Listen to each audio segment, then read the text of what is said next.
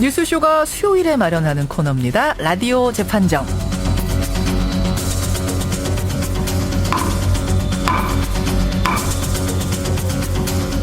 예, 논란이 되고 있는 이슈나 인물을 저희가 스튜디오 재판정 위에 올려놓으면 우리 청취자 여러분이 변호인들의 변론 들으시면서 배심원 자격으로 판결을 내려주시는 코너죠. 라디오 재판정. 오늘도 두 분의 변호사 자리했습니다. 어서 오세요, 노영희 변호사님. 안녕하십니까. 금태섭 변호사님도 어서 예, 오십시오. 안녕하십니까.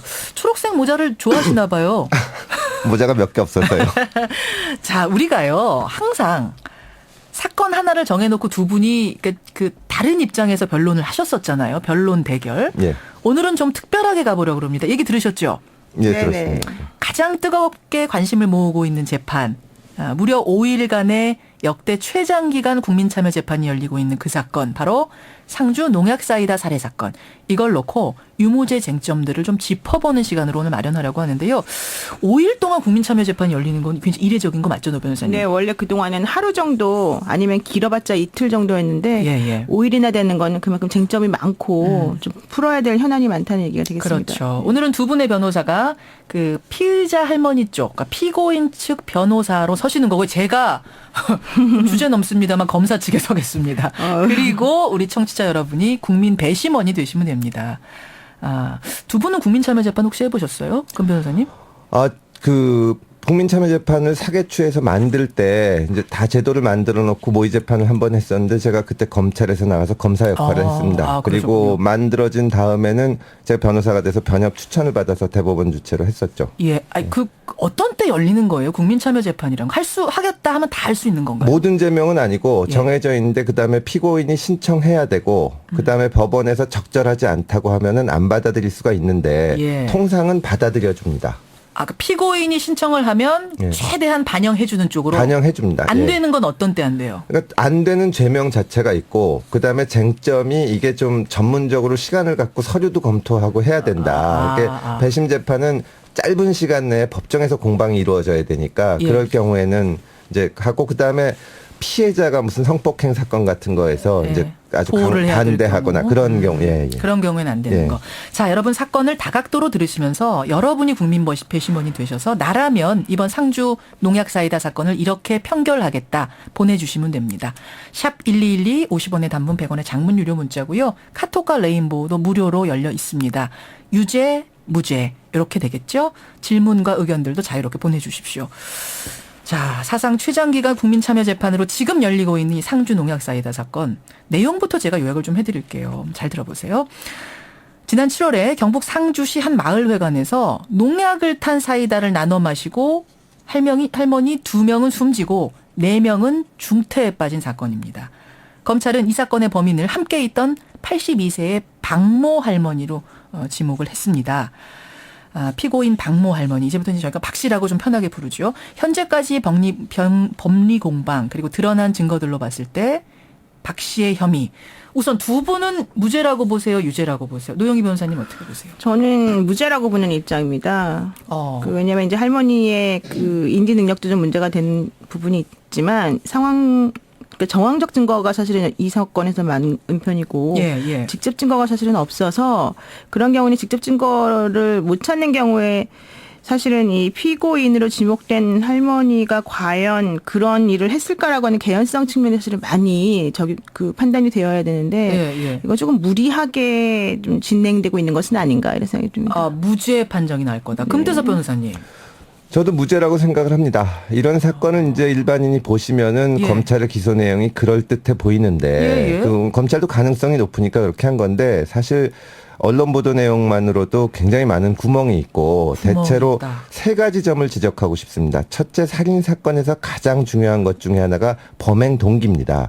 지금 검찰이 그 범행 동기를 명확하게 밝히지 못하고 다만 그 전날 고스톱 치다가 좀 다퉜다고 하는데 매일 고스톱 치는 사이에서 다투는 경우는 흔히 있는 일인데 이번 범행은 여럿이 먹는 음료수에다 농약을 타서 여러 명이 죽은 거 아닙니까? 그렇죠. 사이코패스가 아닌 다음에야 평소 이 할머니의 그런 성향도 없었는데 그 동기만으로 설명할 수 있는지. 그다음에 범행 방법도 문제가 있는데 이것이 진짜 고스톱 치다가 다투면은 물론 그런 살인 사건도 있는데 있죠, 있기는. 폭력을 쓴다든지 아니 이렇게 홧김에 뭘 못하겠어요. 사실 작은 격정 걸로도. 범행이지 예. 집에 돌아가서 농약을 준비해서 다음날 냉장고에 넣어놓고 이게 너무 동기하고 안 맞는다는 겁니다. 너무 치밀했다. 너무 치밀했다. 동기에 아니, 비해서. 화투를 치다가 예. 화가 났을 정도면 그 예. 자리에서 뭐가 벌어질 수는 있었지만 예. 집에 돌아가서 그 사이에 화가 좀 풀리고 누그러지기 마련인데 치밀하게 준비를 해서 82세 그렇죠. 이게 할머니가 뭐 결국 10원짜리 갖고 싸운 거거든요. 보통 집에 가면 이게 풀리는데 예. 이렇게 된 그렇고 마지막으로는 이제 여러 가지 그 의문스러운 점이 나오는데 예. 제3의 범인이 있을 가능성도 배제하기는 어렵습니다. 자, 여기까지 일단 듣고 우리가 하나하나 좀 짚어가 볼게요. 오늘은 제가 뭐 훨씬 밀리겠습니다. 제가 검사하긴 하지만 내용을 제가 잘 모르는데 아는 것만 가지고 제가 일단 질문을 좀 드려보겠습니다. 먼저 이 피고인 박 할머니 집에서 박 씨 집에서 범행 도구인 살충제와 바카스병이 발견됐다. 이 부분을 지금 검사들은 가장 중요한 증거로 보고 있습니다. 범행에 쓴 걸로 보여지는 살충제병이 할머니 집에서 발견됐는데 그걸 옮겨 담은 걸로 보이는 바카스병도 집 마당에서 나왔다. 사건이 발생한 마을에서 이 병을 소지한 집은 오로지 박 할머니 집밖에 없었다. 노 변호사님 어떻게 보세요? 그렇지 않습니다. 바카스병은 이 할머니 집에서만 나온 것이 아니고 그 마을 주민들 중에서 여러 명 나왔었습니다. 다만 검찰에서 주장하고 있는 것은 그 사이다병에 있는 바카스 뚜껑하고 같은 일련 번호를 가진 바카스병이 할머니 집에서 나온 것이다라고 제조 번호가 것이고요. 일치한다 하더라고요. 예, 그래서 결과적으로 그 어떻게 똑같은 제조번호의 그 바카스 병이 있을 수 있느냐 예. 이런 의문을 품는 것인데 사실은 이 공성면 지역에 같은 제조번호로 공급되는 바카스가 3,000병이라고 하거든요. 그래요? 그런 걸 생각해 보면 완전하게 일치되지도 않고 또 하나는 그 사이다 속에서 메소밀 성분이라는 게 나왔다는 거지 살충제. 메소밀 농약이 나왔다는 게 아니에요. 근데 할머니 집에서는 메소밀 농약이 나왔거든요. 그러니까 검찰은 메소밀 성분이 나왔는데 할머니 집에 메소밀이라는 농약이 있으니까 맞을 것이다. 이렇게 주장하고 있는 건데 메소밀이라는 농약은 예전에 많이 사용되던 살충제이고 할머니 집에서만 또 메소밀이 나온 것도 아니고 그리고 메소밀을 어떻게 구입했는지도 모르고 직접적으로 할머니가 메소밀을 넣었다는 것도 없고 그러니까 여러 가지 점에서 문제가 있다고 보는 거죠. 금태섭 변호사 동의하세요? 예, 그렇습니다. 지금 이제 문제는 그 메소밀은 결국 살충제고 극약으로 사용될 수 있는 건데 검찰이 이 구입 경로를 못 밝혀냈거든요. 그러니까 극단적으로 보면은 누가 갖다 놓거나 묻혀놨을 가능성도 전혀 배제할 수가 없는 겁니다. 실제로 지금 이 살충제가 할머니 집에서 발견됐다고 하면 여러분들이 의심하겠지만 실제로 이제 살인죄로 기소됐다가 진범이 잡힌 사례들을 보면 이거보다 더 의심스러운 사례가 굉장히 많았습니다. 유명한 사건 중에 그 관악경찰서 경찰관이 여관에서 자기 애인하고 자다가 나간 사이에 애인이 목 졸려 죽은 시체로 발견된 사건이 있거든요. 있었어요. 그때 여관 주인의 진술에 따르면 드나든 사람 없었다. 그래서 결국은 경찰관이 자기가 유죄 판결 받을 줄 알고 경찰에서 자백됐습니다. 고문을 당한 것도 아닌데. 그래요. 근데 나중에 알고 보니까 아무도 모르는 사이에 그 방에 제3자가 들어가서 한 거거든요. 그러니까 이 정도 가지고는 물론 사지선다에서 누가 범인이 제일 가능성이 높냐 하면 찍을 수도 있지만 사지선다로 놓고 정황상 제일 범인인 사람 이렇게 찍을 수는 있지만 하지만 이분이 범인이 아닐 가능성을 배제할 수 없다는 거죠. 법이란 건 항상 아닐 가능성을 제일 먼저 놓고 유죄라는 거는 합리적 의심의 여지가 없어야 됩니다. 이 정도로는 좀 약하다. 그럼 이건 어떻습니까? 또 검찰 측이 주장하는 건 뭐냐면 피해자들이 섭취한 그 살충제 성분 메소밀이 유독 박할머니 소지품에서만 검출이 된다는 거예요. 그러니까 이 박할머니는 뭐라고 얘기하냐면 그때 피해자들 입에서 막 거품이 나오길래 그걸 닦아주다가 내 옷에도 막 묻고 그런 거다라고 주장을 합니다. 근데 희한하게도 피해자들의 탈액 성분은 하나도 안 나오고 메소밀만 나온다는 겁니다. 그것도 바지에서 10군데씩이나. 이건 어떻게 설명이 되느냐 이거거든요. 예, 지금 문제가 되는 게 이제 할머니 옷에도 이 성분이 나오고 타고 다녔던 전동 스쿠터에도 나왔고 바지에도 나오고 특히 당시 입고 있던 몸 빼바지에서 많이 나왔다. 그리고 이제 다른 사람의 손이 닿기 어려운 것이 묻었기 때문에 이건 할머니가 이제 이 범행을 저지르는 와중에 일어난 것이다라는 얘기인데요. 근데 이 사건이 7월 14일 일어났거든요. 그리고 이 할머니는 7월 17일, 즉 3일 있다가 체포가 됐습니다. 근데 그 당시 어디 있었냐면 대구에 있는 딸 집에 있었어요. 근데 피고인이 그 당시에 그 바지를 입고 있었어요. 그 몸빼 바지라고 하는 바지를. 잡히는 그 당시에 그렇죠. 똑같은 바지. 그래서 경찰에서는 피고인을 체포하고 그 몸빼 바지를 압수해서 그 확인을 해봤더니 그 바지에 너무 많은 메소밀이 묻어 있었다 이런 얘기였거든요. 근데 만약에 할머니가 정말로 범행을 저질렀다면 사건 당시 입고 있었던 바지를 3일 내내 딸 집에까지 가서 계속 입고 있다가 이걸 압수당한다는 게 좀 상식적으로 말이 안 되는 것이고. 아니 근데 상식적이지 않은 상황 사건이 벌어진 거니까 상식적이지 않은 행동을 했을 수도 있는 거 아니냐 이렇게 얘기할 수도 있잖아요. 근데 기본적으로 이 할머니가 되게 치밀하고 계획적인 인물인 것처럼 경찰이나 검찰에서는 얘기를 하고 있는데 예. 이 할머니의 또 다른 행동들은 사실 너무너무 이 부지하고 약간 좀 이상해 보이거든요. 그러니까 안 맞는다는 거죠. 이런 범인의 치밀 행동 패턴이. 범죄를 저질렀을 만한 사람이 3일 동안 그 몸빼바지를 입고 있었겠느냐. 그렇죠. 앞뒤가 안 맞는다. 금태섭 변호사님 어떻게 보세요? 저는 이 부분은 할머니 거짓말이라고 생각합니다. 이 부분은? 예, 이게 왜냐하면 검찰이 뭐 억울한 사람 처벌하려고 하지는 않습니다. 그럼에도 불구하고 억울한 사람이 유죄 판결을 받는 일이 일어나고 예. 나중에 진범이 잡히는 걸 보면 중간에 당사자들이 몰리다가 거짓말을 합니다. 예를 들어서 어떤 사람이 지금 이 범행을 저질러 놓고 이 할머니한테 예. 누명을 씌우기 위해서 예, 그 예. 매소밀을 갖다 발랐다. 예. 할머니 입장에서는 경찰에 갔더니 갑자기 자기 옷에 매소밀이 묻어 있다 그러면 그걸 어떻게든지 변명을 하려고 듭니다. 그래서 내가 사실은 침도 안 닦아줬는데 예. 닦아주다 묻었겠지 했는데 침이 안 나오면 그 다음은 거짓말한 거로 봐서 범인 이렇게 되는데 실제로 이 할머니가 83입니다. 예, 83을 예. 먹은 사람이 예. 이런 사건이 크게 났고 본인이 혐의자로 몰려있고 당신 옷에서 농약이 나왔는데 누가 범죄냐. 예, 그러면 예. 저는 모른다라고 해야 되는데 예. 많은 사람들이 심리적으로 당황해서 거짓말을 합니다. 나는 진짜 범인 아닌데 이러다 내가 범인 되는 거 아니야라고 그렇죠. 당황하면 예. 그러다가 거짓말을 더 구렁텅이로 빠지는 겁니다. 자, 청취자 문자 좀 보죠. 2322님은 정황상으로 봤을 때 박할머니는 유죄입니다. 무죄라니요. 할머니 옷에 농약이 묻은 거 어떻게 설명하실 건가요? 지금 이 부분, 이분 말씀하셨고, 반면에 8217님은 평생 한 마을에서 살아온 이웃을 살인하다니 이건 어불성설이다. 그래서 무죄다. 이분은 뭐 논리가 있는 건 아닙니다만 그렇게 보신다는 거고, 아줌마짱이라는 아이디 쓰시는 분 증거가 불충분합니다. 그래서 무죄다. 5557님은 그 농약이 사람을 살해하려는 의도가 아니라 혹시 뭐 야생동물을 잡으려고 집에 둔 것이라든지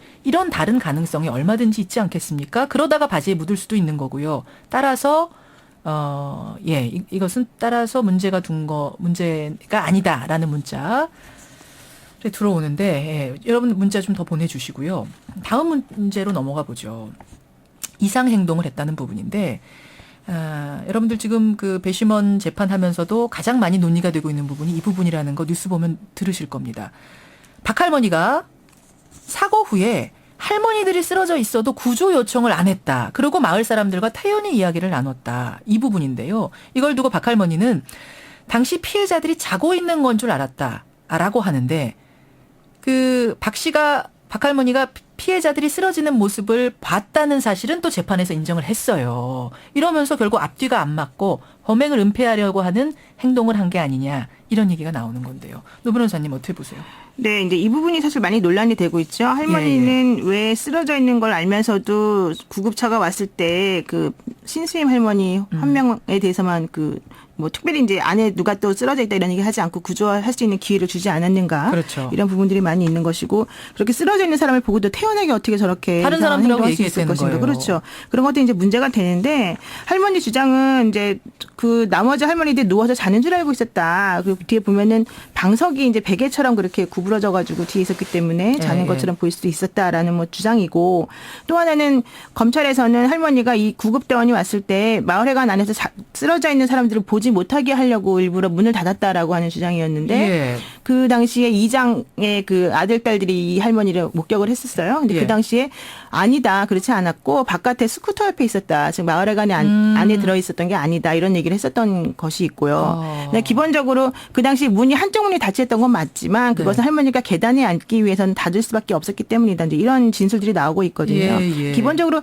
이 당시에 할머니의 행동이 블랙박스 상으로 보기에 조금 안 맞아 보이는 건 확실히 맞는 것 미심쩍은 같고 건 사실이에요. 또 그다음에 할머니의 말이 앞뒤가 안 맞는 부분이 좀 있어서 이런 것들을 이제 미뤄 짐작컨대 예. 분명히 아까 금 변호사님 말씀하신 것처럼 뭔가 자신의 행동이 이상하게 사람들에 느껴졌나 보다라는 걸 인식을 하고 본인이 뭔가 생각을 해서 좀 말을 좀 맞추고 변명하려다 보니까 자꾸 말이 꼬이고 생각이 잘 안 맞아서 이런 결과가 나올 수 계속 있다. 보이고. 예, 그렇게 생각이 들 수 있다는 금 거죠. 변호사님 어떻게 보세요? 이게 이상하지 않아요? 그러니까. 네, 일단 또 블랙박스 같은 거를 보게 되면 예. 제가 예를 들어서 전에 그 땅콩 회항 사건 때 예, 그 예. 여승무원이 검찰에 조사받으러 가면서 이렇게 웃는 모습이 찍혀가지고 맞아요. 악마의 미소다 뭐 이랬는데 사실은 어떤 한 장면을 찍어놓고 보면 그 당시의 상황하고 안 맞는 경우가 많습니다.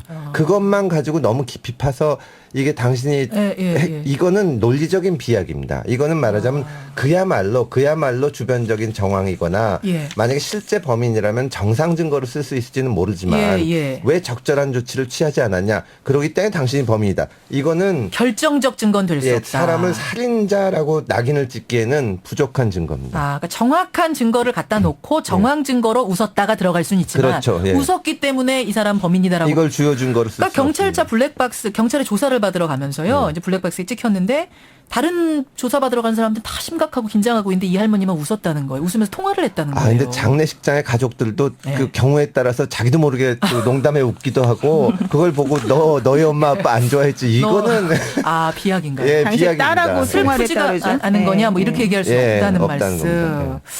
그래요. 자, 여러분들 문자 조금 더 보죠. 6526님은 재수사를 해야 된다. 범인은 다른 사람으로 추정됩니다. 하는 분들 계시고요. 하지만 1236님은 구조 당시 할머니의 행동. 저기 사람들이 다 쓰러져 있습니다라고 얘기 안 한 그 부분이 아무리 봐도 이분은 전혀 납득이 안 간다. 그래서 범인이다라는 말씀도 계시고 7609님은 사건 직후에 마을에서 자신이 알던 사람들이 그렇게 많이 죽고 쓰러졌는데 멀리 자녀들 집으로 간 게 미심쩍다 이러셨어요. 금 변호사님 어떻게 생각하세요? 아니 미심쩍은 점이 당연히 있죠. 되게 근데 진범이 잡힌 사건에서도 사건들 보면 그 당시 그 수사했던 검사들 얘기는 다들 대한민국 모든 법조인에게 기록을 보여주고 싶다. 이 사람 행동은 진짜 이상하다. 범인이 아니면 이럴 수 없다. 하는데 진범이 잡힌 경우가 있거든요. 그러니까 그런 거보다는 정말 제대로 된 증거가 있는지 그거를 봐야 됩니다. 그렇군요. 자 이렇게 해서 두 분 다 이 지금 국민참여재판이 열리고 있는 박할머니 사건, 상주 농약사이다 사건은 무죄다 쪽에 거셨어요. 이 국민참여재판이 끝나고 나면 바로 판결이 나오나요? 네, 그렇죠. 그날 그러니까 끝나는 날에 이제 마지막으로 판결을 하게 되고 양형도 정하게 되는데요. 이게 권고적 효력이 있는 것이지 실제 뭐 판사님을 구속하지는 않습니다. 그렇지만 대부분의 판사님들이 이 배심원단이 내린 판결이나 결정을 좀 존중하시는 편이고 만약에 그것을 받아들이지 않으시려면 왜 그렇게 생각하시는지 구체적으로 정확하게 이유를 적시하셔서 말씀해 주셔야 되는 거죠. 근데 저는 갑자기 궁금해지는데요. 저 금태섭 변호사님 아까 이거 만들 때 참여하셨다 그랬잖아요. 국민참여재판. 무작위로 뽑는 건가요? 무작위로 뽑습니다. 주민등록부를 보고 편지를 보내서 오신 분들 중에서 무작위로. 추첨으로 선발하는데 이제 이 법적으로 안 되는 분들이 있습니다. 배심원들. 그걸 판사가 좀 가려내고 정신적으로 뭔가 좀 앓고 계시는 분들. 검사와 변호사가 차례로 물어보면서 어떤 편견이 있거나 근거가 있으면은 또 뺄 수 있고 그다음에 아무 근거 없어도 저 사람이 우리 편이 아닐 것 같다. 그러면 뺄 수 있는 권리가 각자한테 몇 개씩 있습니다. 그런 식으로. 그러면 저도 될 수 있고 여기 있는 누구도 다 국민 배심원이 될 수 있는 거예요? 아니 변호사나 검사 이런 사람들은 안 되고 일반 국민들 그러니까 편향된 사고방식을 가지거나 판단에 영향을 미칠 수 있는 사람들은 안 되는 거죠. 직업상으로도. 언론인은 돼요? 언론인은 되죠. 이런 질문도 들어오는데요. 국민 배심원. 배심원 되시면 일당을 10만 원 받을 수 있습니다. 일당 받습니까? 좋은 정보 고맙습니다. 자, 상주 농약사이다 사건 여러분들이 나름대로 오늘의 이야기를 쭉 들으시고 내가 만약 이번 재판에 국민 배심원이 됐다면 이렇게 판결을 내리겠다라고 지금 보내주셨어요. 우리 청취자들은 26%가 유죄, 74%가 박할머니 무죄 쪽에 이렇게 판결을 내려주셨네요. 지금 진행 중인 사건이기 때문에 제가 재판봉 안 두드릴게요. 오늘. 여러분들 이렇게 참고하시고요. 글쎄요. 결국은 증거 제1주인 거죠. 법정에서는. 그렇죠. 억울한 사람 만들면 안 됩니다. 억울한 사람이 단 한 명이라도 나오면 안 된다라는 건데 그래도 유가족들 입장에서는 반드시 또 밝혀져야 될 사건 아닙니까? 그렇죠. 진범을 찾아야죠. 반드시 찾아야죠. 만약 이 할머니가 증거가 불충분한데 검찰이 보기엔 정말이라고 생각한다면 정말 확실한 증거를 더 찾아야 된다는 말씀. 그렇죠. 오늘 그렇게 결론을 내보겠습니다. 그리고 가시기 전에요. 금태섭 변호사님한테 이런 질문이 지금 좀 들어오고 있는데요. 재판 얘기는 아니고요. 정치 얘기입니다. 새정치민주연합 안철수 전 대표 탈당할 것 같습니까? 안 할 것 같습니까? 저는 안 하실 거라고 봅니다. 당을 만드신 분이고 이제 거기에 대해서 책임이 있으시기 때문에 본인의 뭐 정치적인 이득이나 이런 거를 떠나서 어쨌거나 신당 창당을 한다고 쭉 하시다가 여러 가지 이유로 민주당과 합당해서 야당이 하나 큰 제1야당을 만드신 거 아닙니까? 예, 예. 근데 지금 물론 뭐 내부적으로 다툼이 있지만 계속 가실 거라고 믿고 싶고 그다음에 지금 어쨌거나 총선을 앞두고 당이 정말 어려운데 예. 이 지금 문제가 되는 건 누가 지도부를 하느냐 뭐 누가 물러나고 누가 됐냐 그런 문제가 아니라 예, 예. 당이 좀 바뀌는 물갈이를 하고 혁신하는 모습을 보이는 건데 거기에 동참하실 거라고 믿고 싶습니다. 만약 나간다면 그럼에도 불구하고 나간다면 따라갈 사람 많이 있습니까? 글쎄요 그렇게 많지는 않을 거라고 봅니다. 30명 될 거다라고 측근들 얘기하던데요.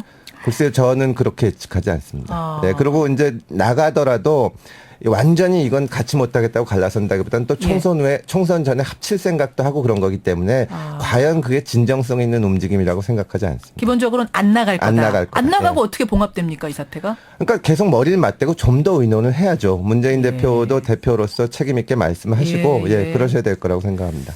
노영희 변호사님 어떻게 생각하세요? 저도 같은 생각인데요. 너무 외통수에 걸리신 거 아닌가 생각이 들고 예. 아마 당 내에서 누군가가 봉합을 하겠죠. 예. 오늘 청취자들 문자 들으시면 4770님 내용 들으시고 오늘 두 분이 대결을 벌이지 않았는데도 정말 흥미진진했다. 이런 말씀하세요. 질까봐 굉장히 긴장했습니다. 김현정 씨가 검사하고 저희 둘이 했는데 지금 제가 좀 딸립니다. 검사하기에. 가끔은요. 두 분이 이렇게 의견이 갈리지 않더라도 이런 식으로 한 사건에 대해서 좀 심층적으로 들여다보는 것도 괜찮은 방법인 것 같네요. 라디오 재판정 오늘 여기서 마치겠습니다. 노영희 변호사, 금태섭 변호사 두 분 수고하셨습니다. 감사합니다. 감사합니다.